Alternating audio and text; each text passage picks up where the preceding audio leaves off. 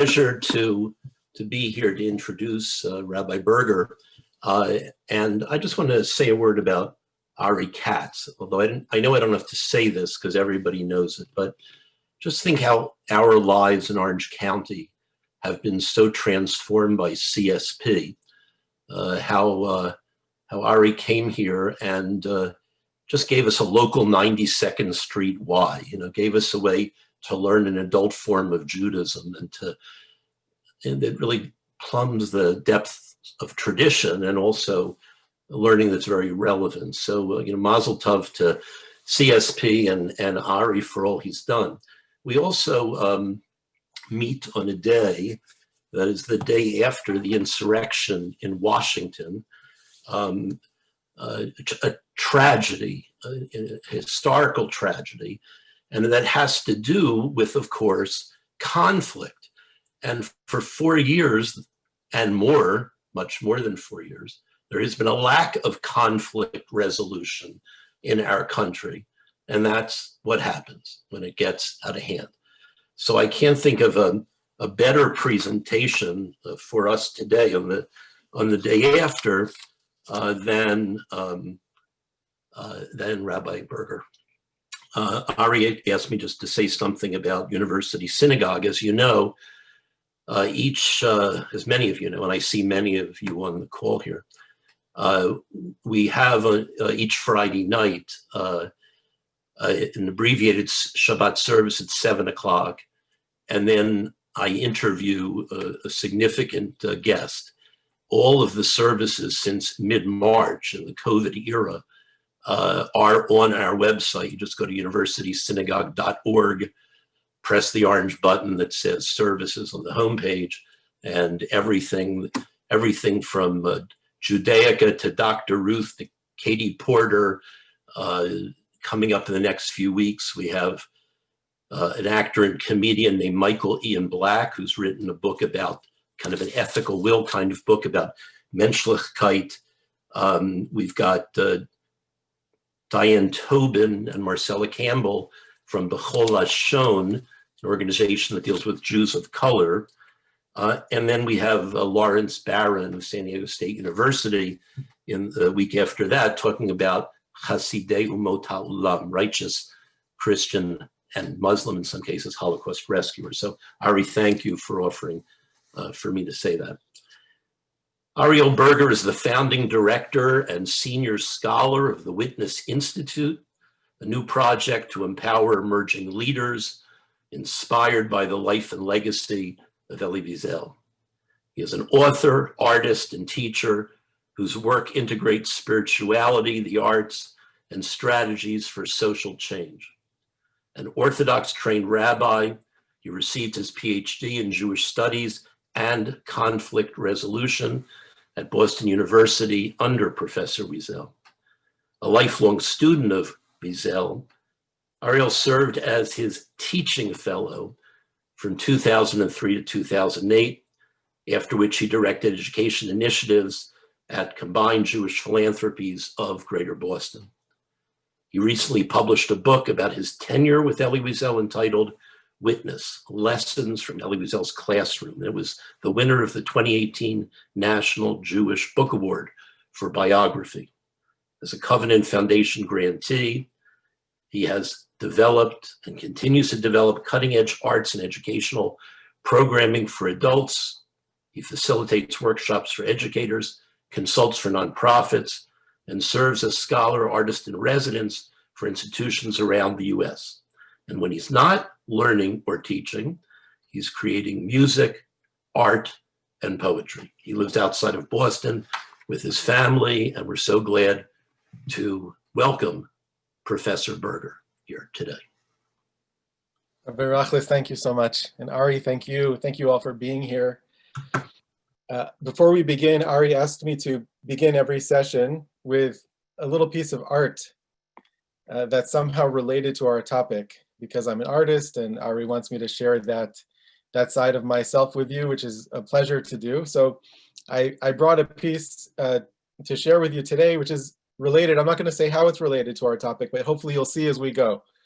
And this is a print called Swimming in the Sea of Torah. swimming in the sea of Torah. I often use a Jewish text in some way in my art, and I think a lot about which texts to choose. This text happens to be not from the mainstream of our canon, but from the Dead Sea Scrolls. So I'll show you again. You can see the tears at the bottom of the image, but that is an original, it's a print obviously, but of the original Dead Sea Scrolls as they were found in Qumran. And so there's a lot more to say about this, but I want you to just keep that image in mind as we go and see if any of the things we talk about or any of the other images that we view together remind you of this. There's an old joke about a Jew stranded on a desert island. And when he is finally discovered after many, many years, his rescuers find that he has constructed not one, but 2 synagogues. And when they ask him why he built 2 synagogues for himself, he answers, "One synagogue I go to. The other I would never set foot in. I wouldn't be caught dead in that synagogue." Our topic for today is conflict, and the series is Tales of Conflict in Jewish History and Jewish Tradition. And as we will see, conflict and controversy serves both as the engine of Jewish creativity, the secret of Jewish longevity and our ability to thrive with all kinds of unfolding challenges and new technologies and developments, historical, social, cultural developments in different places and times, different geographies, under very different political circumstances. It's allowed us to develop an incredible Jewish library. I see books behind some of you. I see Jewish books behind some of you. Those books come from somewhere. They come from the unfolding, blossoming, blooming conversations that are usually driven by disagreement, as we will see. But of course, conflict can also go wrong. And as Rabbi Rachlis said yesterday, we saw a stark and painful example of what happens when conflict goes wrong. And our tradition has examples as well of conflicts that went wrong and teaches us many lessons about conflict and what norms and principles and methods of behavior are important to consider in order to harness the positive potential in disagreement and in diversity and in multiplicity of perspectives without falling into the traps of conflict. Some of these are very intuitive.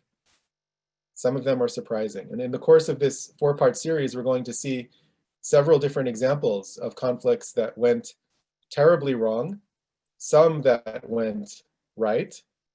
And before we dive into those examples, I want to look together at some of the core texts that talk about the subject of conflict itself and why conflict is necessary, dangerous, fraught, difficult to do well, but absolutely necessary in order to have a thriving Jewish community or really any community.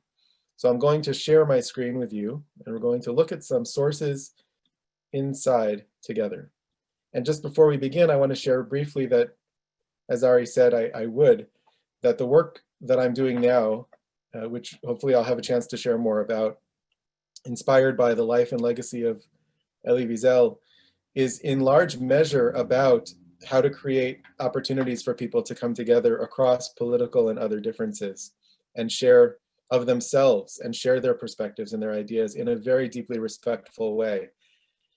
This is hard work, but it's essential work. And one of the things that we are reminding ourselves and one another is that moments like the moment we saw yesterday and the series of moments and events that we've seen over the past 4 years and longer call us as people rooted in a particular tradition that has dealt with conflict to step up and share what we've learned in our Jewish history with the rest of the world about how to disagree well.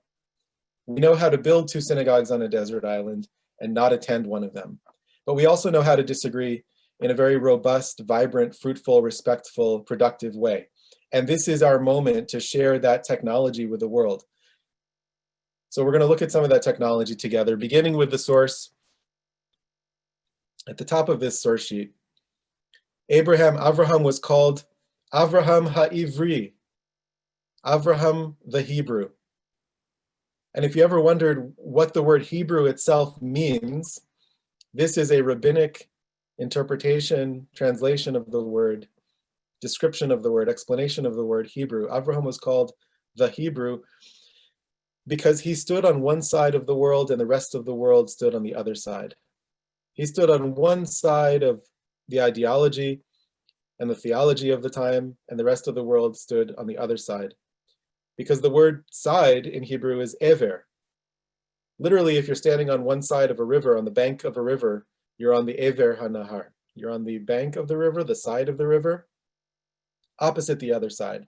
Avraham in the Bible, the first Jew, is defined as the person who had the chutzpah, or the courage, or the power of conviction to stand over and against the rest of the world. The rest of the world was polytheistic and did not emphasize interpersonal ethics, didn't value human life. And Avraham had this crazy idea that there's one God and every single human being is a child of that one God and therefore deserves infinite respect and dignity. That was a radical countercultural idea, an unpopular idea. It was seen as a dangerous idea. According to the rabbis, Abraham was persecuted for this idea. He was thrown into a fiery furnace and survived miraculously. But that is the definition of Avraham as a Hebrew. And so our definition as people of the Hebrew culture, of Hebrew descent, which is one of the names for our people, is that we are the people who have this capacity to live in a countercultural kind of way and to come to certain truths or perspectives that are necessary for the world, but that might be very unpopular, and to stand up for what's right no matter what. That's the beginning of Judaism, according to this rabbinic teaching. Fast forward a little bit, we come to a teaching, a series, we're going to see a series of teachings from the rabbis now, the rabbis of the first, second,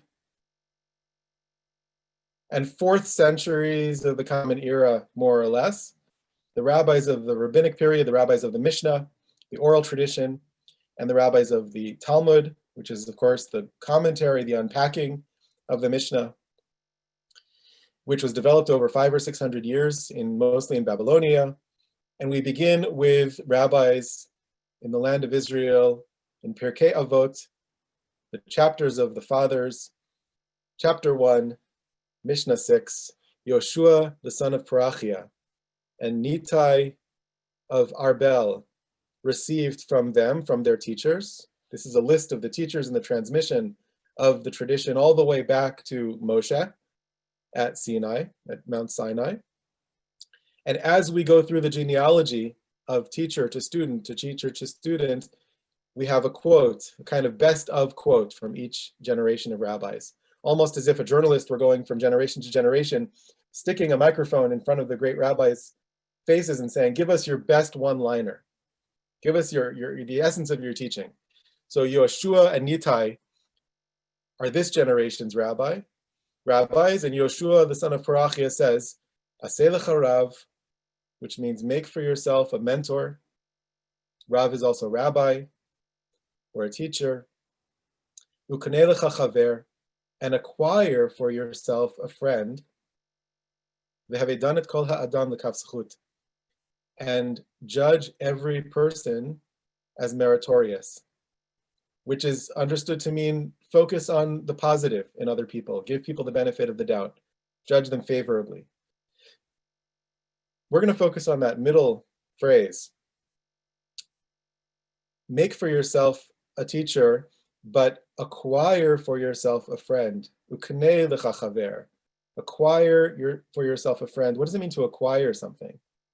Well, in Jewish tradition, to acquire something means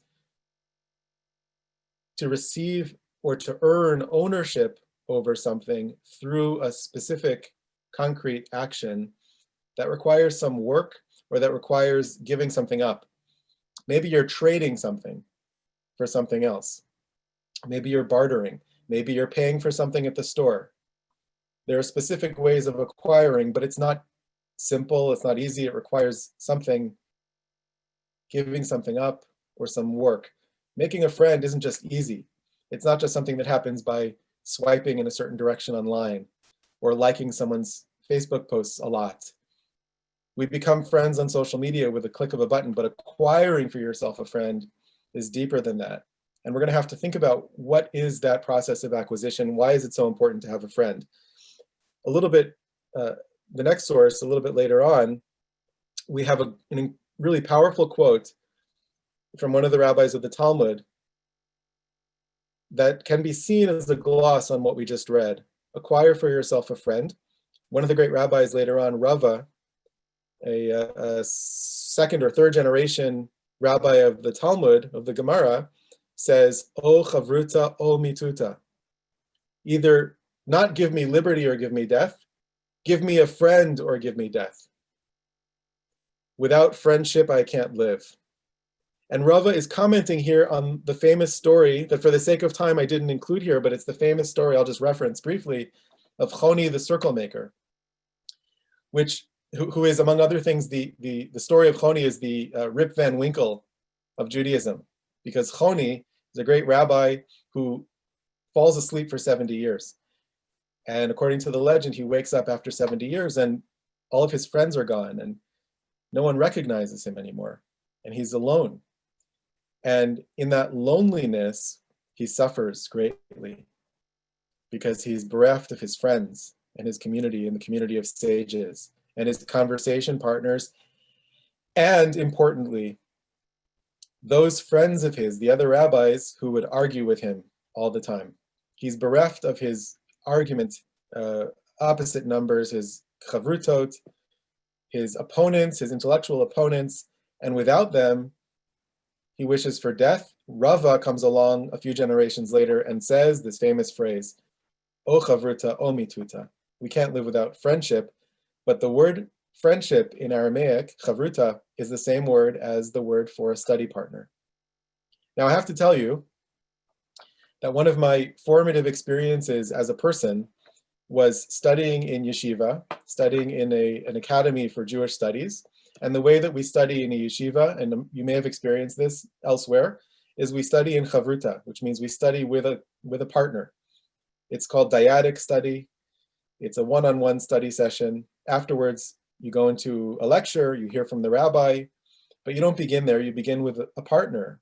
And when we experience chavruta, if you walk into a classical, traditional house of study, a Jewish house of study, you will find people studying in chavruta, and what you will witness is people yelling at each other, and people arguing with each other, and people figuratively hitting each other over the head, challenging one another's ideas, poking holes in one another's arguments with great passion and great precision. And it looks like, if you walk in not knowing anything about this, it looks like these people don't get along very well. But at the end of a study session, you'll see people shake hands or high five or hug because they are arguing with each other for the sake of a shared quest for truth. And that is the model, one important model of Jewish study. We argue with each other for the sake of the truth. And that style of study is called a chavruta, which means friend, but also means a study partner. When Yoshua ben Parachia said, acquire for yourself a friend, he's telling us you have to be willing to work hard to develop a friendship because you need a chavruta. And one of my formative experiences was studying with a chavruta in yeshiva for 4 years. This is one of my dearest friends, who's now a rabbi in Jerusalem, named Raz Hartman. And Raz and I were chavrutot, we were study partners for 4 years. And we have very different ways of studying and very different ways of thinking and very different ways of approaching text. So what would happen is we would walk into the house of study, we would sit down to study, and we would disagree about everything to the point that I thought he was just crazy. The way he was reading the text made no sense to me, and he thought I was crazy. The way I was reading the text made no sense to him, and we would become frustrated. And I learned more in that study partnership than I've learned in almost any other study partnership that I've ever had, and more than in many educational environments, because I was challenged every single day. That's what a chavruta is. Why is it so important to have a chavruta when we're searching for truth? Why is it such an essential part of Jewish practice and Jewish study? Well, the next text will tell us what's at stake. Rabbi Joshua, the son of Levi, said, what does it mean, the verse in the Torah that says, V'zot haTorah asher sam Moshe. This is the Torah that Moses, put before the children of Israel. It's a verse from Deuteronomy. What does it mean? What does it mean that Moshe put the Torah in front of the Jewish people? Does it mean he literally placed a Torah scroll in front of the Jewish people? Why would the Torah need to tell me that? What does it mean that Moshe is placing the Torah? So he's going to say that the word place or put is actually a word play. It's a pun. It's a hint to another idea. And what he says is, if one is deserving or if one merits, then the Torah becomes an elixir of life. And if one does not merit, then the Torah becomes poison, a potion of death for a person. This is based on a wordplay. You have it in the English here. The letter sam, the letter sin, is interchangeable with the letter samach. They both make the s, the s sound. So it's the same sound phonetically, even though they're spelled differently with different letters. And it's the word for place or put, but you're exchanging the letter sin for the letter samach. And instead of saying sam, which would be translated as place or to put down, he's translating it as sam, which means a drug or a potion. In modern Hebrew, samim are drugs or prescription. And so he's doing that wordplay to tell us that Moshe is positioning the Torah on the edge of a knife. The Torah itself, our sacred text, the text that we love, this text that we study, the text that defines us as a people, our love affair with Jewish study, our love affair with Jewish tradition, our love affair with the Torah, with the Bible, with the Mishnah, the Talmud, the commentaries, all of that material, yes, we love it, it's beautiful, but if you're not careful, it can serve as poison because it's powerful, because it's sacred, and anything sacred is dangerous. Where do we see the dangers of sacred text? Well, anywhere where we see fanaticism, anywhere we see interpretations of sacred text that dehumanize other people, because we're talking about sacred text, you have millions of believers who will act based on those texts, who will go to war or will oppress other people based on those texts. And so if an irresponsible rabbi or minister or imam says, it's written in the sacred text that such and such a group of people are agents of the devil and we have to fight them, millions of people are going to respond to that call and are going to start persecuting that minority. This happened throughout history, in the Crusades and elsewhere. And so 2,000 years ago, Rabbi Joshua, the son of Levi, is telling us, be careful with sacred text. It's very, very dangerous. It's like theological plutonium. And therefore, when I sit down to study a Jewish text, the Bible or any other Jewish text, I have to be very careful.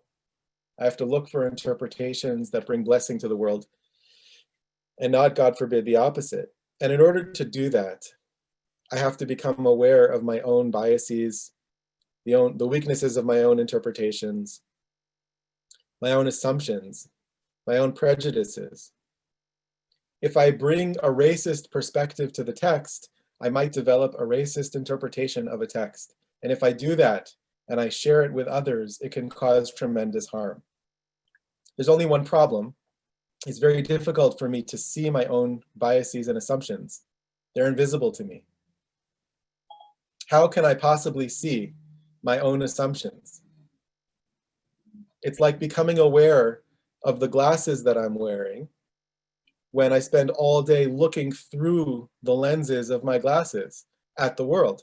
And so I think I'm seeing the world. I don't think that I'm looking at glass, but I am looking at or through glass.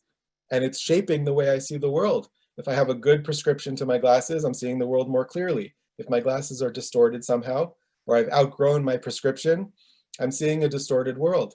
How do I become aware of the lenses through which I'm looking at life? How do I become aware of my own assumptions? This is where the role of the chavruta becomes essential, because the best way to become aware of your assumptions is to encounter someone else with a different set of assumptions. And this is where studying with someone else is so critically important. And this is where controversy can be so helpful, because I'm not simply finding reinforcement for my beliefs, but I'm walking into a situation repeatedly where my beliefs are going to be challenged by someone else. And that is an incredible blessing if I'm willing to, if I'm open to that process of being challenged. And this is one of the reasons that Rava earlier said, give me a friend or give me death. Not just because friendship is beautiful and important, but because a chavruta, a study partner, someone who's different than me, who sees the world in a different way through a different lens, can help me clarify the places where I actually don't think so clearly.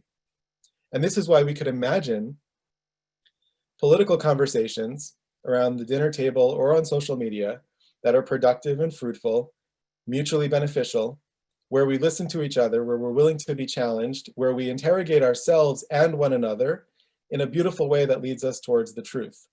But of course, that's not what always happens. And we're going to see some of the dynamics of where things can go wrong over the course of this series. But where it goes right, the engine, the power, the series of techniques for arguing well is what drives all of Jewish history. And in fact, I hope you can see this. I can't quite fit the entire image on one page, but this is a page of Talmud. This is in fact the first page of Talmud. I have it here in the book as well. So I'll hold it up so you can see, maybe you can see it better here. This is the first page of Talmud. And if you look, you'll notice right away that the structure of the page is different than, say, a novel or most modern books. You'll see that in the center of the page, there's one column of text in slightly larger font, headed by an opening word, the first word of the Talmud, in larger letters with a beautiful frame around it. And then we have a column of text here and a column of text here. And then you notice there's smaller columns of tiny text. Speaking of glasses, you need good reading glasses or a magnifying glass for some of this. And another column of tiny text here. And in some editions, you have even more columns of text. So what is this? This is the conversation of the Talmud, the unpacking of the conversation of all things Jewish, all things human through a Jewish lens. The Talmud deals with every aspect of life: our eating, our sleeping, our business, how to create community, Shabbat, holidays, how to go to the bathroom in a healthy way. What blessing do you say after you go to the bathroom?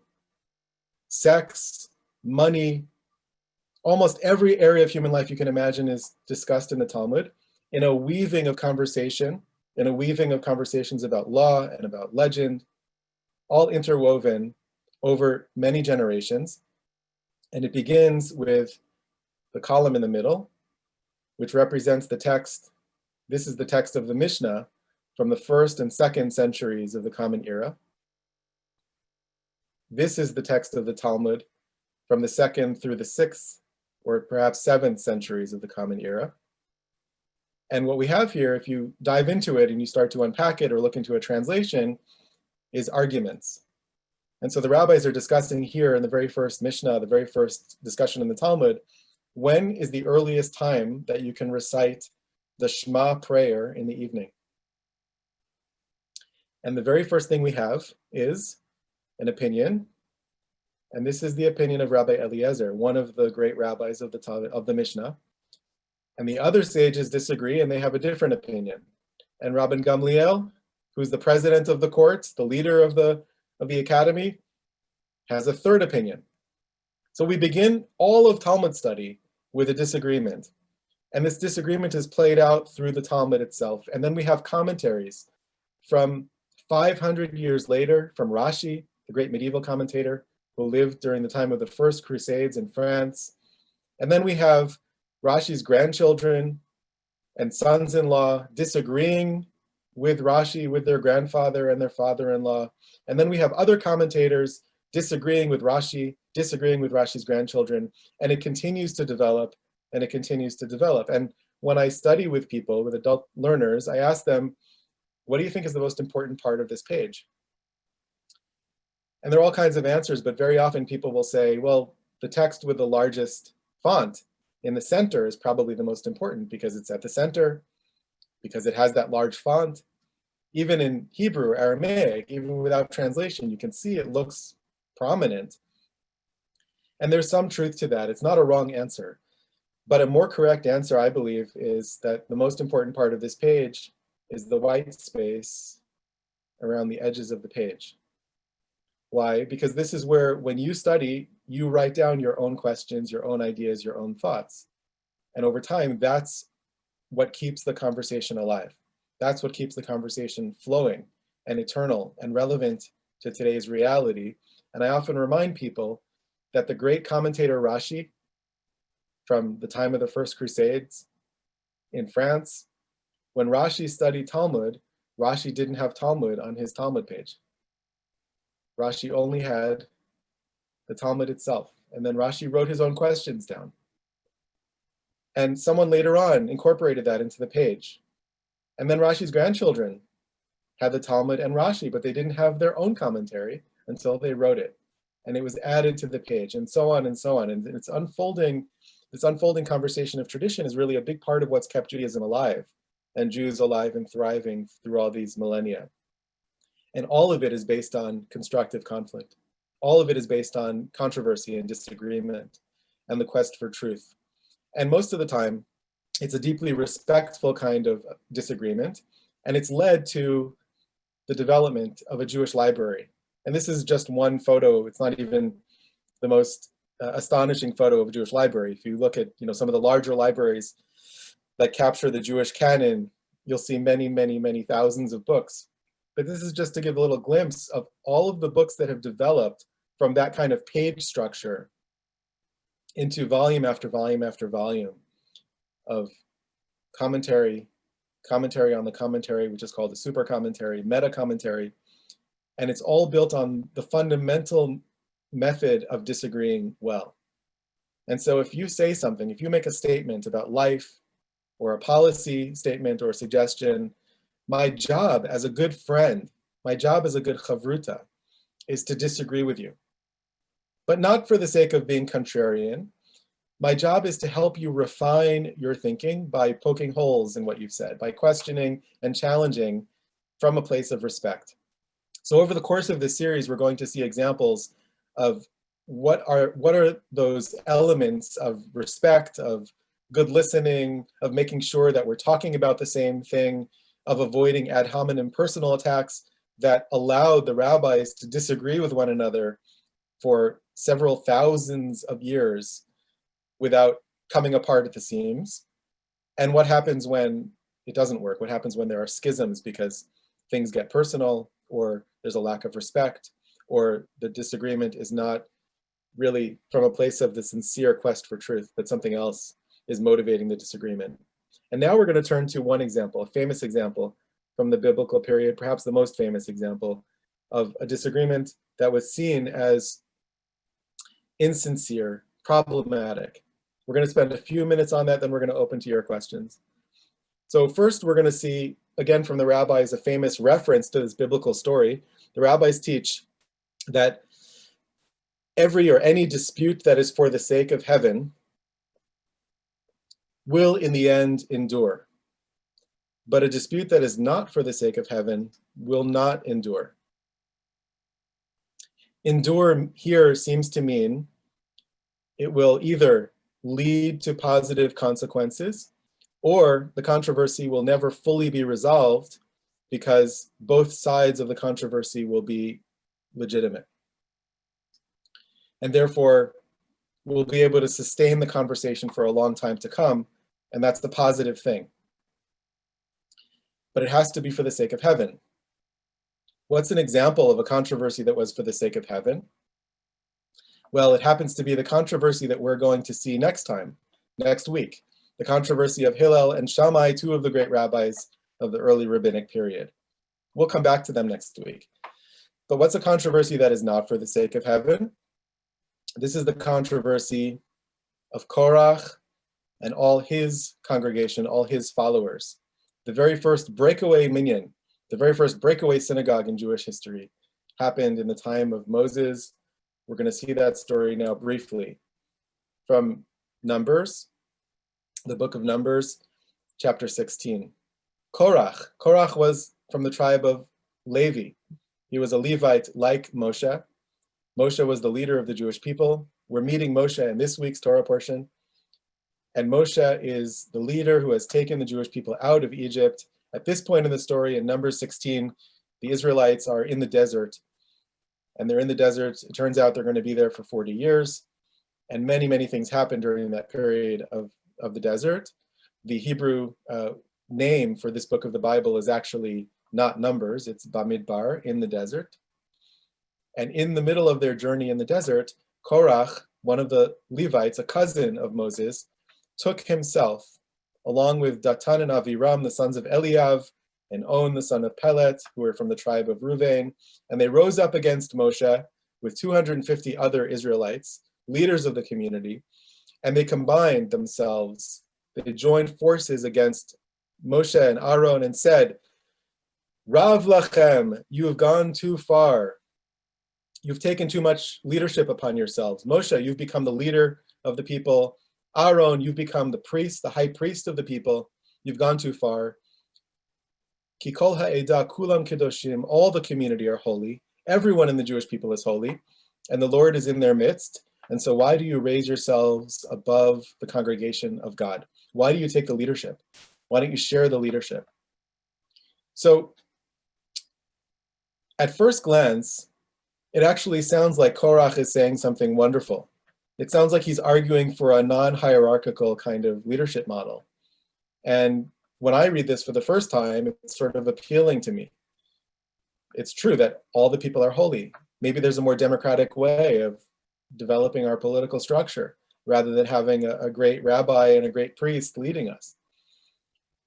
And in fact, according to the commentaries, the Jewish people who lived, the Israelites who lived at the time and who lived through this moment, looked at Moshe and looked at Korach, and they couldn't really distinguish who was right. They couldn't tell who was righteous. They couldn't tell who was the voice of truth, and they had no idea. Korach makes a very compelling argument. There are some hints that his motivation is more self-interested than that. But at first glance, I think when we read the story, we are meant to not be clear on who is right and who is wrong in this story. And when Moshe heard this attack, this challenge to his leadership, he fell on his face, which is a gesture of tremendous humility and perhaps despair. But then he spoke to Korach and his people, and he said, God will make known who is his, who is God's, and who is holy. And he will give access to the one that he has chosen. And then Moshe sets up a test. We're going to bring pans with fire, and we're going to do a kind of ritual service, both of us. We're going to have, we're going to have a synagogue prayer off. Not a dance off, but a prayer off. You're going to do your prayers over there. We're going to do our prayers over here. And instead of prayers, it's going to be a kind of biblical desert-based fire ceremony. And we'll see who God chooses. And the story goes on. We're not going to read the whole story here, but we see several things happen, different interactions with some of the people of Korach. God appears and says, I'm going to destroy the whole community. Moshe and Aaron pray for the community. And then God says, okay, I'm only going to destroy Korach and his people. And Moshe gets up and says, everyone else, get away from them because they're in for it. They're in trouble. You don't want to be in their midst. You don't want to be part of their movement, their social movement. They're not going anywhere good. And then God creates a horrible miracle, and the ground opens up and swallows Korach, and Korach's people. And so this was an unheard of thing. This has never happened before or since in human history. It's an unnatural kind of punishment. It's an unnatural kind of death. And it seems to imply that Korach is the bad guy in the story and Moshe is the good guy in the story. And we have to ask, I'm going to stop the share for a bit so I can see more of your faces. We have to ask ourselves, what was wrong with Korach? There are several hints in the story that tell us what was really going on. First, we have the first word in the story, Vayikach Korach. Korach took. Korach took. And the question, of course, is what does it mean that Korach took? When he's starting this kind of rebellion, he's speaking up, he's organizing people. What is he taking? There's no subject of that phrase. It's not that he took an object or took a person or took anything concrete. It just says he took. And so the commentators expand upon this, and the consensus seems to be one of two things. He stole the minds of other people by manipulating them, number one. Second commentary, he took the position of leadership to himself. He was really interested in his own position in the community. As a Levite who was passed over for leadership, he was interested in his own position. And the rabbis tell a story to explain this, that the Levites earlier in the book of Numbers and Bamidbar, the Levites were consecrated to become Levites, to become sort of middle managers of the spiritual edifice of Judaism. Moshe and Aaron are at the top, and the other Levites are sort of in the middle. They have certain roles to play, but in order to become those middle managers, so to speak, they go through a ceremony. And part of the ceremony, it's a strange ceremony, and it's kind of a ridiculous image, is that each of the Levites walked before Aaron, and Aaron picked up the Levite one at a time, picked up his cousin and kind of waved him in the air like a baby, and then put him down, and now he was a Levite. So it's not clear at all what that ceremony really was about, what it meant, except that there are certain sacrificial offerings that are also waved in a similar way. So it's a way in biblical times, apparently, of consecrating something or someone. But it's strange and it's kind of embarrassing. And according to the commentaries, Korach was terribly embarrassed by this moment. I'm a leader, I'm a scholar, and you're picking me up and waving me in the air like an infant. It's embarrassing. And then not only that, but after going through that terrible, fraternity initiation, I don't even become a leader. I'm just a middle manager. And that's the direction that the commentators point us to in Korach's motivation. And the rabbis, as we saw, tell us that this is the paradigm of a controversy that is not for the sake of heaven, that Korach was motivated by self-interest and not by the search for truth. And this is the first principle we have to consider when we're looking at conflict or controversy. What are the motivations of the parties involved? Are they looking for truth? Are they looking for their own standing? Are they driven by ego?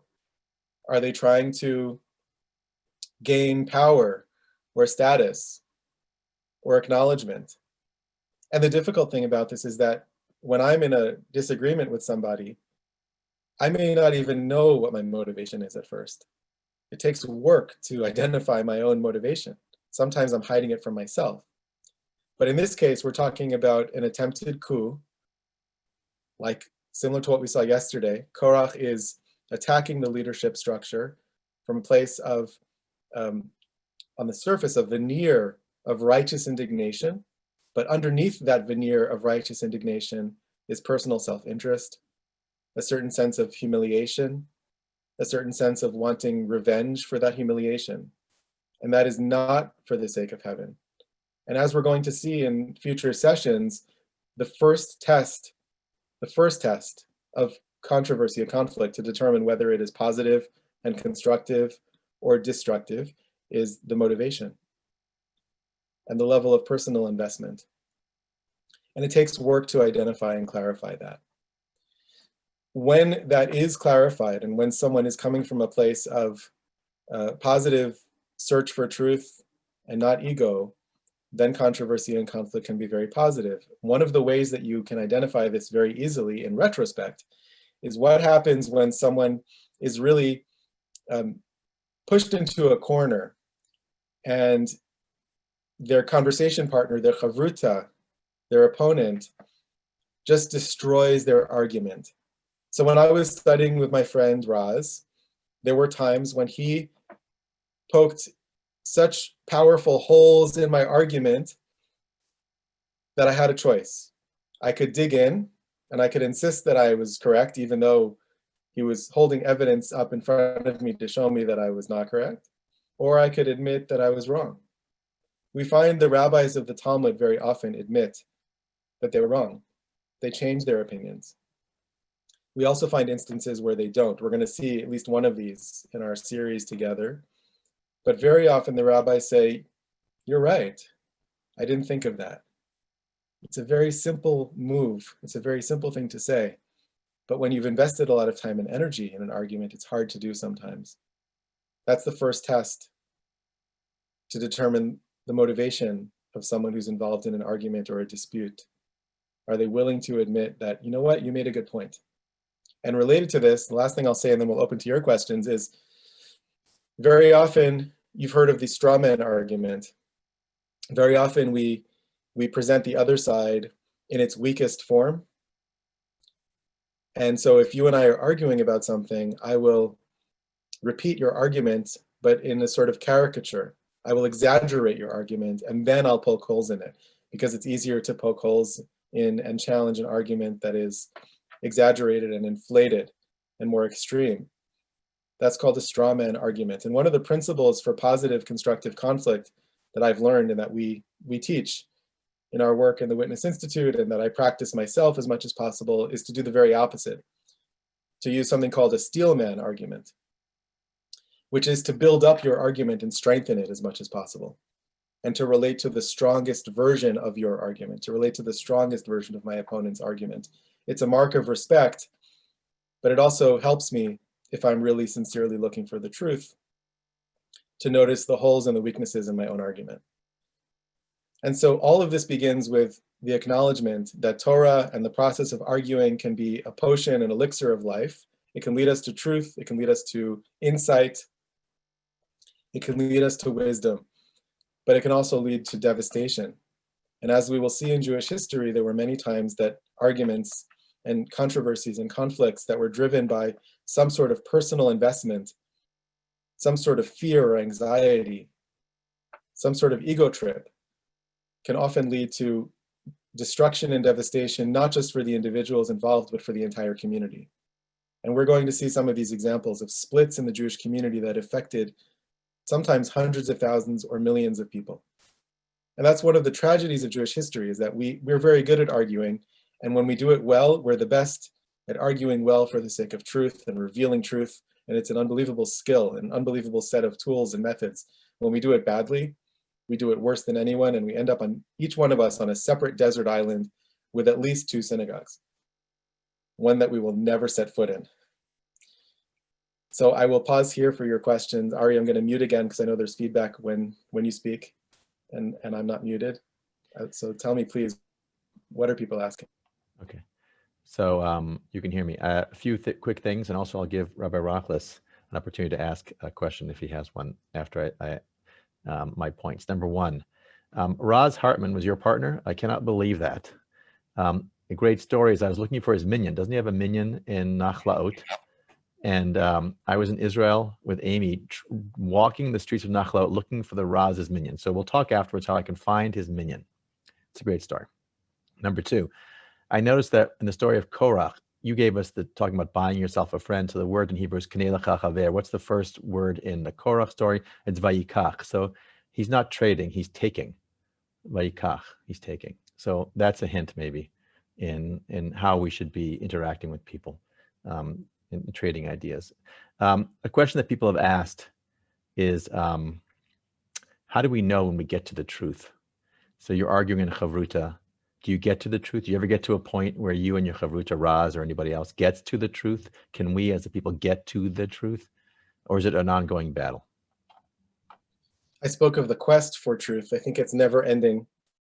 But what you can do is you can arrive at a conclusion about the reading of a text or the reading of a situation in life that is supported by the text itself. In other words, if we are studying a text, let's say of the Bible, and you make an argument, you read the story that we're reading, and you interpret it in a certain way, I will often say to you, where do you find support for that reading? Where do you find support for that interpretation from the text? And if you can tell me, look at these words, like Ari, you just did. You just noticed that taking is different than acquiring. Taking is one way, acquiring is a barter of some sort. That's a great reading of the text. And if you tell me that, I'll say, great, that's a good reading. It might not be the ultimate absolute truth, but it's aligned with the text. It's supported by the text. And not just with text, but with life also. You can tell me how you're interpreting a certain situation, a political situation or a social situation. And if I ask you, what's your evidence, and you can provide evidence, then you are on your way to the truth, and you can live with that interpretation for a long time. But it continues to evolve, and we find that great rabbis sometimes will change their opinion about things 20, 30, 40 years later in the light of new evidence or a new reading of the text. And so we never want to get to the place where our search for truth ends, where we feel like, okay, we've landed at the absolute ultimate truth. That's a very dangerous place to be. And part of the message of the continuous unfolding of revelation, of controversy, of disagreement, of conversation throughout Jewish history, which is never ending, is that it's supposed to keep going. None of the rabbis ever said, I have developed the ultimate final reading of anything, with a few exceptions. With a few exceptions. Maimonides used some of that language and was pilloried for it. His books were burnt by other rabbis because Maimonides said, the book I'm writing is the ultimate book of Jewish law. You don't need any other books after this. That kind of thing is really anathema to traditional Jewish perspectives, because who can ever claim? Even Moshe didn't claim. Moshe, the greatest of the prophets, didn't claim to arrive at ultimate truth. And in fact, we're going to see, not in this series, but in the other series, in the Greatest Jewish Tales series, next week, we're going to see the moment that Moshe, the greatest of the prophets, was humbled and recognized that truth is bigger than his own capacity to achieve it or to search for it, bigger than his own lifetime. So we can arrive at landing points along the way, almost as if you're hiking the Appalachian Trail, you can find places to set up camp for the night. We can settle into certain perspectives and interpretations, but it never ends, and we never claim that it's the ultimate truth. That's very dangerous, and it's called really idolatrous in our tradition to believe that you found the ultimate. So Rabbi Rachlis, do you have a question you would like to pose? Well, first of all, a comment and then a quick question. Comment is, you really are a master teacher, Ariel. I mean, your manner, it delivers the message, the way you speak, with such respect and a search for mutuality. So that's very impressive. And also, I think this kind of Musar attempt to engage in self-scrutiny in the middle of trying to figure out what is right in a dispute. So let's go back to the Korach story, which is one of my favorite and least favorite Torah stories, because, as you say, you kind of root for Korach at the beginning for about a second, because you say, yes, things must change, things must evolve, there must be a different way to do something. And then, of course, because we live in such a different age than the age in which the story was written, we live in an age that challenges authority all the time, not one that sees the outcome where the earthquake happens and Korach and his band disappear. So what do you derive from that story about how to balance off the wisdom and authority of tradition, whether it's text tradition, religious tradition, political authority, whatever it is. The balance off that, the status quo, with the need to shatter or bend the status quo. That's such an essential question, Rabbi Rachlis. Thank you. It's really the question of Jewish history, I think. And the ways that we have navigated or negotiated that question really have determined what Jewish communities have looked like and continue to look like throughout our history. You know, this is at least initially what defined Jewish denominations, but much earlier defined every era of Jewish history. So two things to say about this. One is, again, in the other course on Greatest Jewish Tales, the story we're going to see next time is all about this question. And in fact, the theme of that next class, Ari, I'm forgetting now which day, which classes are on, but next week, you can tell us after, the Greatest Jewish Tales class is going to really be about tradition and creativity and managing and negotiating that. So if you're interested in that question, please join us.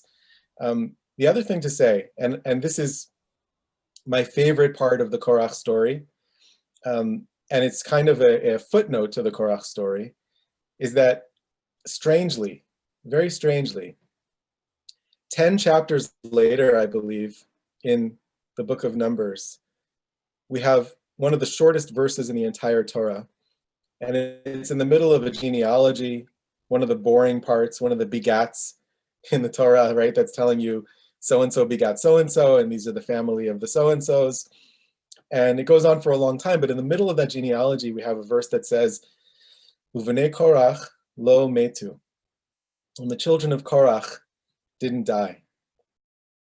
So I saw that just this year, and I became fascinated by this verse. The children of Korach didn't die. I thought Korach and all of his people were swallowed up by the earth. What happened to Korach's children?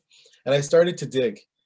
And what I found was one of the most fascinating things I've ever discovered in Jewish tradition. One of my favorite things now. According to the commentaries, the children of Korach also were swallowed up by the earth. They were swallowed up by the earth. But according to Rashi, the great medieval commentator, the father of all the commentators, the children of Korach had also studied Torah with Moshe. And so out of loyalty to their father, they followed Korach.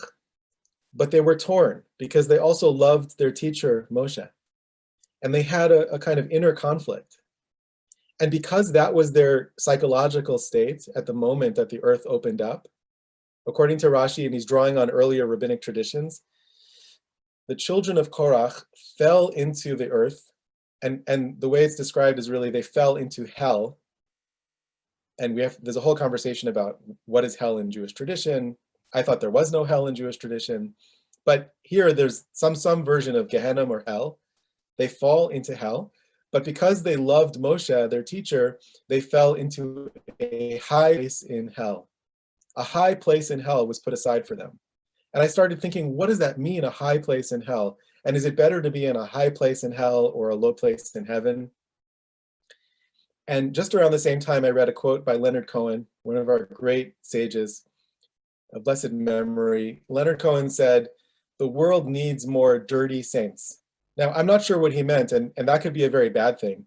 But I think what he meant was this kind of model of the children of Korach who are in hell, and they're in a high place in hell. But here's the shocking, astonishing thing. We find that the children of Korach continue to come back in Jewish legend, much later, and in Jewish history.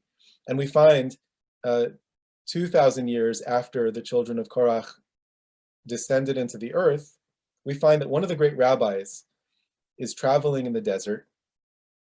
He meets an Arab trader with a caravan of camels and goods for sale. And the Arab trader says to him, "Do you want to see the opening of hell? I know where it is, I'll show you." And the rabbi says, "Of course." He's curious. The Arab trader brings him to the opening of hell. And there's a crack in the ground. And from the crack, there's incredibly hot air emerging. And the Arab trader holds a cloth on a stick over the crack in the earth, and it burns up. That's how hot it is. He says, this is the opening to hell. The rabbi leans in a little bit, not too close, because he doesn't want to get burned, but he leans in and he hears singing. He hears singing from hell. Who's singing? It's the children of Korach singing. And we find, if you open up a book of Psalms, you find several Psalms are written by the children of Korach. Lamanatseach, Livnei Korach, Mizmor Shir. There are several Psalms authored by the children of Korach. One of the great commentators says, the children of Korach are in hell, but they're singing, and not only are they singing, they're singing Psalms, and not only are they singing Psalms, they're actually singing Psalms somehow in the temple in Jerusalem. So they exist in this very high exalted place while they're also in a very low place. And that is an image that confounds our binary, simplistic, black and white models of good guys and bad guys. Are Bnei Korach good guys or bad guys? I mean, they're in hell. They followed Korach, who was mistaken, who led a coup attempt, but they're also contributing to Jewish civilization and composing Psalms. What a beautiful thing. That is a hint to me, Rabbi Rachlis, to your question, that it's not, the story is not meant to be taken as a model of black and white, right and wrong. That in fact, Moshe's children, if you look into it, Moshe's children are not so ay. They're not so great, right? And there are commentaries about that. Korach's children, although they joined their father in a very dark and hot place, they are contributing new psalms, new religious imagination and creativity to the Jewish people. And these are psalms that we recite, that in every part of the Jewish community that recites psalms, people will recite. We're quoting from them. And that's a hint to me that Korach himself has some good in him that has to be redeemed, which is, I think, a very important message. The punchline of the story seems to be Korach is bad, Moshe is good.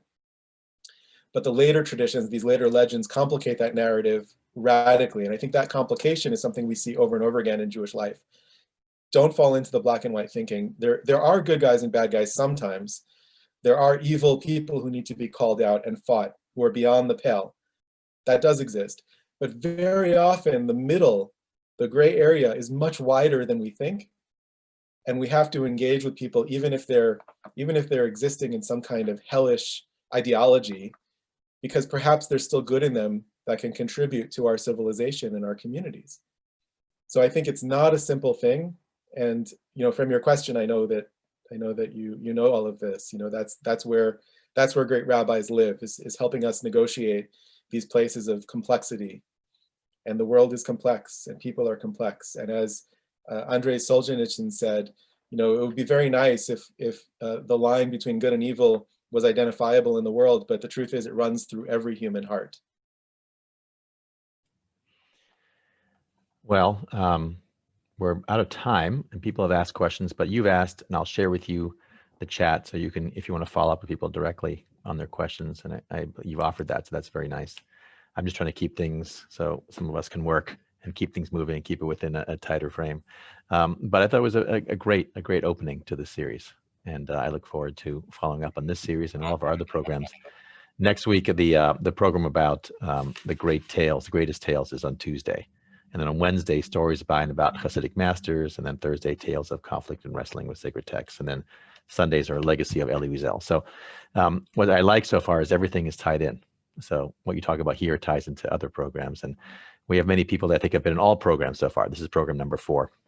So you will get enrichment by coming to one program, by coming to a series, or by coming to all the programs. You'll get the greatest enrichment. And I thank you for that, Ariel. And I thank everybody for joining us today. And thank you, Rabbi Rachlis, for participating and being a great supporter and being a great leader in our community.